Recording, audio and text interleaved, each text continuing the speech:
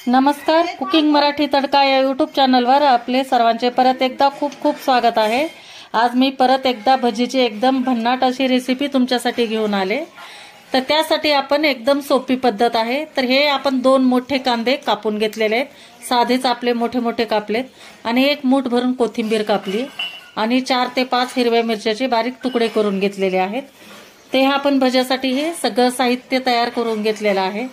तर आता हे आपण बेसन पीठ घेतलेलं आहे 1.5 वाटी, छान असं चाळून गाठी वगैरे काढून घेतलेले आहेत। आता हातावर आपण थोडंसं जिरे आणि ओवा थोडासा चोळून टाकायचा आहे याच्यामध्ये पिठामध्ये, आणि याच्यानंतर आता आपण याच्यात टाकणार आहे चवीनुसार मीठ। जसं आता कमी जास्त प्रमाणात तुम्हाला चव लागत असेल त्या प्रमाणात मीठ घ्या।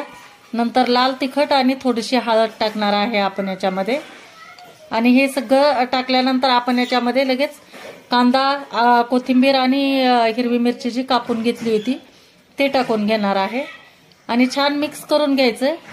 आणि नंतर आपण हे सगळं साहित्य टाकल्यानंतर आपण थोडं थोडं पाणी घेऊन आपण मिक्स करून घ्यायचं, जे की आपण भज्यासाठी आपण मिश्रण तयार करतो ना त्या पद्धतीमध्ये आपण तयार करून घ्यायचं, म्हणजे गाठी सगळ्या फोडून घ्यायच्यात आपल्याला हलक्या हाताने एकदम। थोडंसं पीठ कमी वाटलं मला म्हणून थोडंसं पीठ टाकलेलं आहे आणखी बेसन पीठ। ते अशा पद्धतीने तुम्ही हाताने पण करू शकता। तर मी थोडंसं या रवीच्या साह्यानं करून घेते, तर रवीच्या साह्यानं जरा बरं पण पडतं आणि गाठी पण जरा लवकर फुटल्या जातात, बरोबर आहे ना। तर तुम्हाला जसं आवडत असेल त्या प्रमाणात करा। तर आपण थोडंसं कुरकुरीत होण्यासाठी थोडासा खायचा सोडा पण टाकायचा, 1 चिमूटभर, त्याच्यामुळे आपले छान भजे असे फुलतात। आणि आपण मोहन टाकणार आहे, ही एक महत्त्वाची ट्रिक आहे। तर त्यासाठी आपण 1 चमचा कडकडीत गरम तेल करून घेतलंय, आपलं कुकिंग ऑइल आहे ते एकदम चरकलं पाहिजे अशा पद्धतीनं गरम करायचंय, आणि गरम गरमच ह्या जे आपण बेसनाचं पीठ कालवून घेतलं होतं त्याच्यामध्ये टाकून घेतलंय। ह्याच्यामुळे जी क्रिस्पीपणा असतो, कुरकुरीतपणा तो येतो। तर आता हे तेल टाकल्यानंतर आता आपल्याला याला काही भिजू द्यायची गरज नाही।